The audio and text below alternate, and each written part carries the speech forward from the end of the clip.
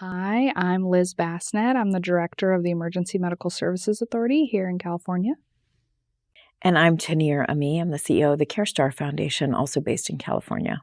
We're excited about our future partnership together. So just thank you for taking the time to be here today to talk about it. I think this is a conversation that I know has been happening for a long time, but it's exciting to really bring it to the front and spotlight it and really kind of give it the attention it deserves. So just a huge thank you for being here today. Absolutely. I think, we at EMSA, we have lots of thoughts about maybe what equity is or isn't, or, how to think through policies or informed policy making, or even just procedures and how things are done at the local level. But would love to know more really about the CareStar Foundation, kind of maybe a little bit of the history and what you're looking to do, kind of just thinking through the future of equity in EMS. Yeah, we got started as a foundation about 7 years ago now, and the idea of really centering equity in our work didn't emerge immediately. It definitely transformed and continues to transform over time. What we mean by equity and how we want to pursue it in some ways is a moving target, but we also have some basic principles and definitions and ways we think about it that are and remain unchanging. So we are constantly in learning mode and pushing ourselves to understand really specifically what does it mean when we say that we use an equity lens to do our work in EMS transformational funding. We do come to the work with an awareness that in spite of our best intentions and having policies, practices, and procedures in place, not all people actually experience the same level of health or benefit of systems at times.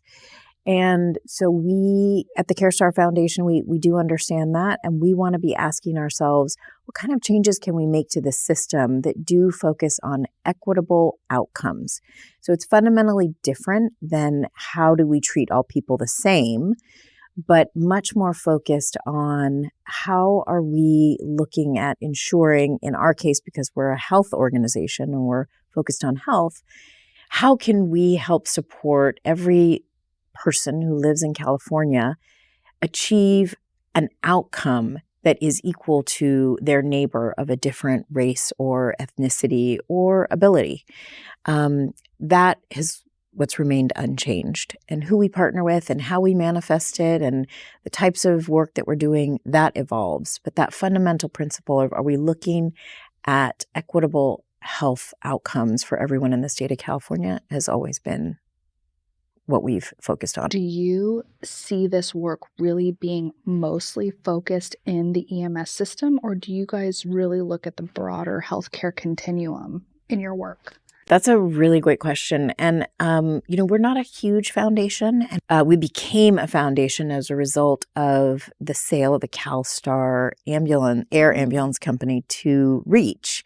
And so we feel a particular obligation to stay very, very focused in that sort of pre-hospital care, transport, EMS, first response part of the healthcare spectrum. We know and appreciate that systemic inequities go way beyond EMS. We're just getting a snapshot there. We do appreciate that, and we appreciate that partnerships are required to really address it.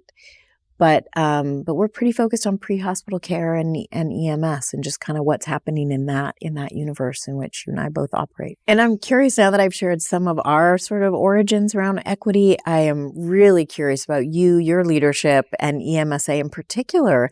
How did you all begin your journey to focus on equity? And I know you have a special focus on data in particular.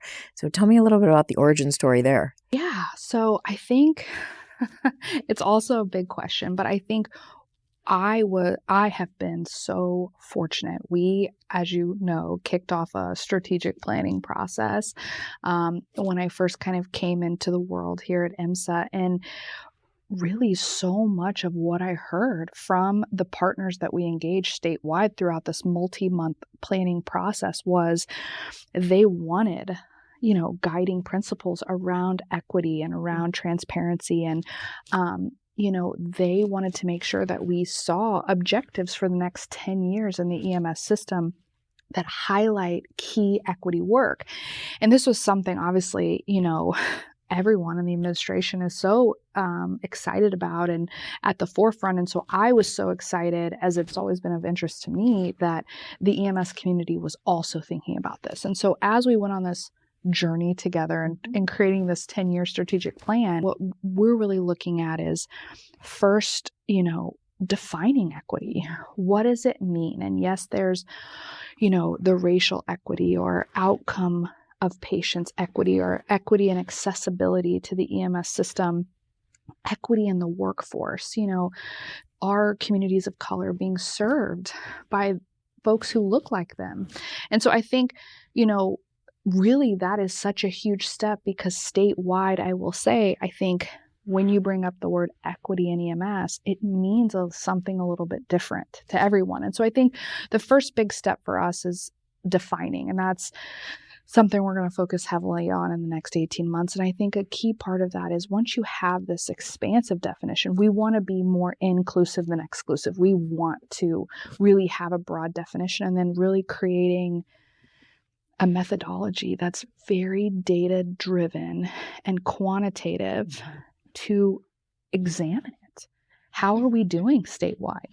How are we doing in our workforce and medical outcomes and, all of these things that we want to measure? And so I think for us, a lot of our equity work is really centered around what we heard people say statewide in the strategic plan. And so my hope is that when folks read it or see it, that they see a part of themselves in it, especially as we go to iterate on it every 2 years and really kick off this equity work here in 2024.